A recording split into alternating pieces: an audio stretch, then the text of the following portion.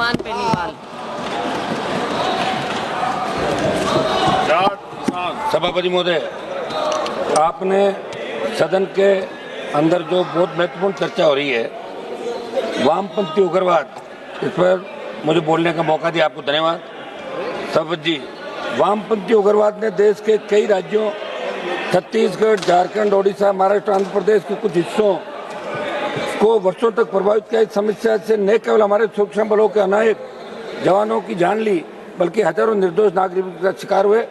16,000 से ज्यादा अटैक और 2,000 से ज्यादा सुरक्षाकर्मी इसके अंदर शहीद हुए। मेरी मांग है कि पैरामिलिट्री के अंदर जितनी भी फोर्सेज हमारी लड़ रही है, अगर वो शहीद होते हैं तो उनको शहीद का दर्जा मिलिट्री की भांति मिलना चाहिए।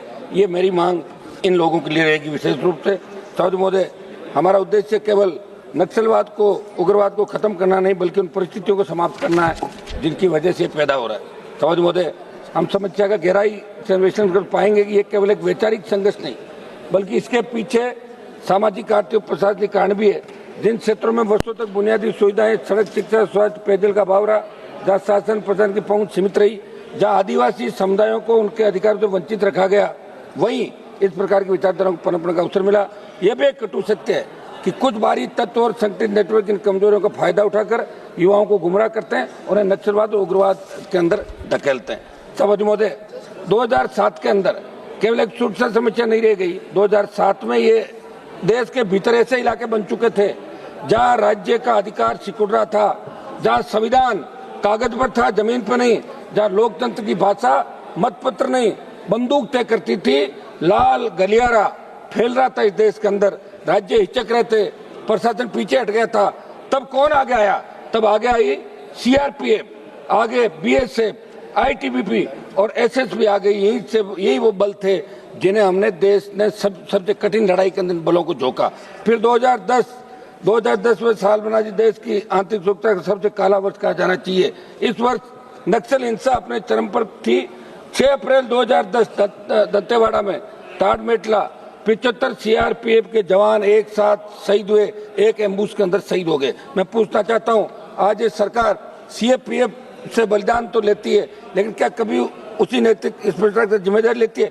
एक सुविधाजनक मिथक फैलाया जाता है कि जवान लड़ता है और अधिकारी केवल निर्देश देता है। मैं इस सदन के अंदर मैं आपको कहना चाहूंगा सभापति महोदय, नक्सलवाद की समाप्ति पर चर्चा हो रही, सरकार अपने उपलब्धि की तरफ पेश करी, लेकिन देश के अंदर एक प्रश्न रखना चाहता हूँ, नक्सलवाद समाप्त हुआ नहीं, ये बात की बात है। पहले आप ये बताइए नक्सलवाद पैदा क्यों हो रहा है? ये देश का नौजवान जानना चाहता है। नक्सलवाद तो आप खत्म कर दोगे, ये सही है, और पहले की सरकार ने प्रयास किया, ऐसा नहीं प्रयास हुआ ही नहीं। और ये नक्सलवाद आज भी, अभी मैं मार्च की खबर पढ़ रहा था, सुकमा के अंदर 5 लाख के इनामी को आपने ढेर किया। आज भी कोई सरेंडर करके कह रहा था, इसने कहा आपके बंदूक छोड़कर राजनीति के माध्यम से कई नक्सल नेताओं ने मुख्यधारा में आने का ऐलान किया। मैं आज ही पढ़ रहा था, एक मिनट मैडम, माओवादी कमांडर देव जी का इंटरव्यू पढ़ रहा था, उनको लग गया कि बंदूक से सत्ता हासिल नहीं की जा सकती, वो कह रहे हैं। एक मिनट मैडम सुनिए, थोड़ा समय दें मैडम। नहीं, औरों को आज इस सदन में मैडम, नक्सल पर जीत किसी मंत्रालय की मेज पर नहीं लिखी गई, ये जीत लिखी गई है जंगल की मिट्टी में, जीत लिखी गई है सीआरपीएफ, बीएसएफ, आईटीबीपी और एसएसबी के जवानों अधिकारियों के खून से। और इसलिए आज मैं सरकार से बधाई नहीं, पहले हिसाब मांगना है। मैडम मैं 1 आध मिनट के अंदर अपनी बात समाप्त करूं प्लीज, सबको आपने टाइम दिया, थोड़ा समय दें मैडम। आज मिथक तोड़ना चाहते सीआरपीएफ के कैडर अधिकारियों ने नेतृत्व फाइल पर नहीं, आग की रेखा पर सिद्ध किया है। अब इस सदन को बर्बरता की याद देना चाहता हूँ, सुनकर केवल गुस्सा नहीं घृणा पैदा होती है।